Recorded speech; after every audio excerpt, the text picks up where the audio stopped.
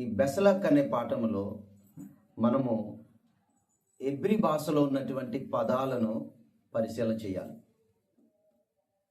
ఎందుకు ఎబ్రీ భాషలో ఉన్నటువంటి పదాలను మనం పరిశీలన చేయాలి అంటే, పరలోక రాజ్య మర్మాలు తెలుసుకోవాలంటే ఎబ్రీ భాషలో ఉన్న ప్రతి పదాన్ని, ప్రతి అక్షరాన్ని మనం క్షుణ్ణంగా తెలుసుకుంటేనే పరలోక రాజ్య మర్మాలు మనకు తెలుస్తాయి. దీన్ని ఎబ్రీ భాషలో ఏమంటారంటే గెమాట్రియా అంటారు. ఈ ఎబ్రీ భాషలో ఉన్నటువంటి ఈ గెమాట్రియాను మనం అర్థం చేసుకోవాలి. అప్పుడే మనకి పరలోక రాజ్య మర్మము అర్థమవుతుంది. ఎందుకంటే ఎబ్రీ భాష పరలోకపు భాష. ఇది అర్థం చేసుకోవాలి. ఇది సంఖ్యాపరమైన భాష, అంటే కోడ్ లాంగ్వేజ్. పరమతండ్రి వారు మాటలతో మాత్రమే కాదు, అంకెలతో కూడా మాట్లాడతారు. అదే గెమాట్రియా. ఇక్కడ మనం గమనిస్తే మెజర్మెంట్స్ దేన్ని కలిగి ఉంటాయి? సంఖ్యలు కలిగి ఉంటాయి, అక్షరాలు కాదు. ఉంటాయి. టేప్ ఉందండి, టేప్ మీద ఏముంటాయండి? అక్షరాలు ఉంటాయా, అంకెలు ఉంటాయా? అంకెల్లో ఏమున్నాయి? అక్షరాలు ఉన్నాయి.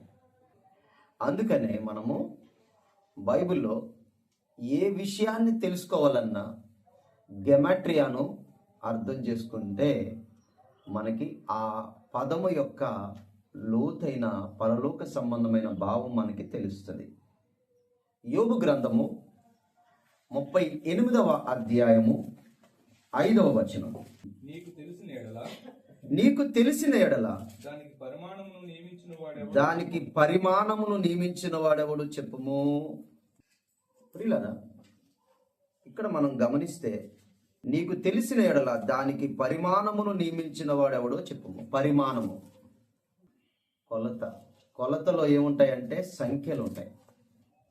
అందుకనే పరమ తండ్రి వారు భాషతో మాత్రమే కాదు, సంఖ్యలతో కూడా మాట్లాడతారు అనేది మనం గ్రహించాలి అని చెప్పడానికి ఈ వాక్యం చదువుతున్నాం. అందుకనే సంఖ్యలు తెలుసుకుంటే పరమ తండ్రి వారు దాంట్లో దాచి ఉంచిన పరలోకపు అర్థాలు మనకి తెలుస్తాయి. అందుకనే మీకు గెమాట్రియా గురించి మాట్లాడడం జరుగుతుంది. బెసలక్ అనే పాఠము రక్షణ ఎలా పొందాలో మనకు తెలియజేస్తూ ఉంది. బెసలక్ గెమాట్రియా 340. 3 అనేటువంటిది ఎలోహిం వారి యొక్క సంపూర్ణతను సూచించేదై ఉన్నది. 40 అనేది పరీక్షా కాలమై ఉన్నది. 40 అనేది పరీక్షా కాలమై ఉన్నది. అది ఒక రూపాంతరపు అనుభవంలోనికి తీసుకెళ్లే కాలమై ఉన్నది. అందుకని 40 అనే దానికి సంఖ్యా విలువను గమనిస్తే మోషే వారు 3 సార్లు కూడా 40 దినాలే లెక్క చొప్పున ఉన్నారు. అలాగే ఇశ్రాయేలీని 40 దినాలలో నడిపించాలనుకున్నారు ఎలోహిం వారు. అది వారి అవిశ్వాసాన్ని బట్టి, వారి అవిధేయతను బట్టి 40 సంవత్సరాలుగా మార్చబడింది. 340 అనే ఈ గెమాట్రియా ఏం చెప్తుందంటే, ఎలోహిం వారు నిన్ను విశ్వాస పరీక్షల ద్వారా నిన్ను రక్షణ మార్గములో నుండి నడిపిస్తారు అని బెసలక్ అనే పదము మనతో మాట్లాడుతూ ఉంది. అందుచేత విశ్వాసములో నిలబడితేనే నీవు రక్షించబడతావు. విశ్వాసములో నిలబడని వారికి రక్షణ దొరకదు. ఇది ఈ యొక్క బెసలక్ అనే పదములో దాగినటువంటి ఒక సత్యమైనది. సముద్రములో మొట్టమొదట రక్షణ పొందిన వ్యక్తి ఎవరు అంటే నయస్సోను. అతడు విశ్వాసము వలన సముద్రములోనికి వెళ్ళాడు. అతడు మొట్టమొదట రక్షణ పొందినవాడుగా రికార్డ్ చేయబడతా ఉన్నాడు. ఇక ఎబ్రీ భాషలో ఎర్ర సముద్రాన్ని ఏమంటారు అంటే యామ్ సూప్ అని అంటారు. యామ్ అంటే సముద్రము, సూప్ అంటే రెల్లు. దీని సంఖ్యా విలువ మనం పరిశీలన చేద్దాం. యామ్ అనే పదాన్ని మనం చూసినట్లయితే, యామ్ అనే పదములో యోధు, మెమ్ము ఉన్నాయి. యోధ్ అనేది 10 అనే సంఖ్యా విలువ కలిగి ఉంది. మెమ్ అనేది 40 అనే సంఖ్యా విలువ కలిగి ఉంది. టోటల్ 50. కాబట్టి సముద్రం అనేది సంఖ్యా విలువ ఎంత కలిగి ఉందంటే 50 అనే సంఖ్యా విలువ కలిగి ఉంది ప్రియులారా. ఈ 50 అనే సంఖ్యా విలువ దేనికి గుర్తు, దేనికి సూచన అనేది మనం గమనించినట్లయితే విమోచనకు సూచన ఉంది. ఇశ్రాయేలీలు సముద్రము దాటిన తర్వాతనే విమోచించబడ్డారు. ఎప్పుడు? అప్పటి వరకు శత్రువు వారిని ఏం చేస్తూనే ఉన్నాడు? తరుముతూనే ఉన్నాడు, వెంటాడుతూనే ఉన్నాడు. ఇంకా వాళ్ళు పూర్తిగా విమోచన పొందలేదు. పస్కా తర్వాత కూడా వారు ఇంకా పూర్తి విమోచన పొందలేదు. పూర్తి విమోచన ఎప్పుడు అంటే సముద్రము దాటిన తర్వాత, అంటే 50వ దినాన్న వారు విమోచించబడబోతున్నారు అని చెప్పటం అన్నమాట. అందుకనే సముద్రానికి యామ్ అనే పదానికి 50 అనే సంఖ్యా విలువ మనకు కనబడుతుంది. లేవి కాండము 23వ అధ్యాయం 16వ వచనం చూడండి. 7వ విశ్రాంతి దినపు మరుదినం వరకు మీరు 50 దినములు లెక్కించి ఎల్షదాయి వారికి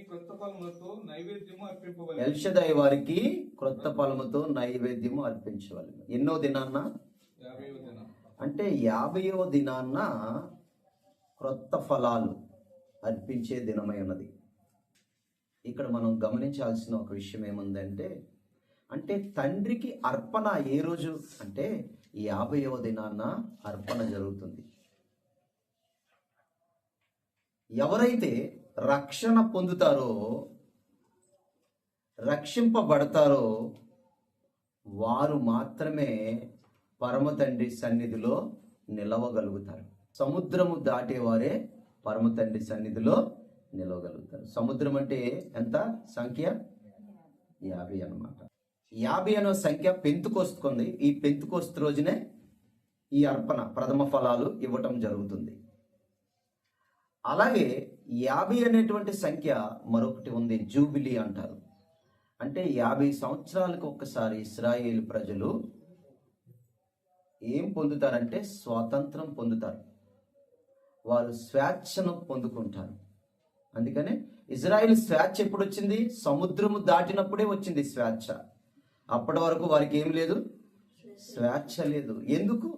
వారు ఇంకా భయముతోనే ఉన్నారు, శత్రువు వారితోనే ఉన్నాడు. కాబట్టి ఈ యొక్క 50 అనేటువంటి సంఖ్యా విలువను మనం గ్రహిస్తా ఉన్నాం ప్రియులారా.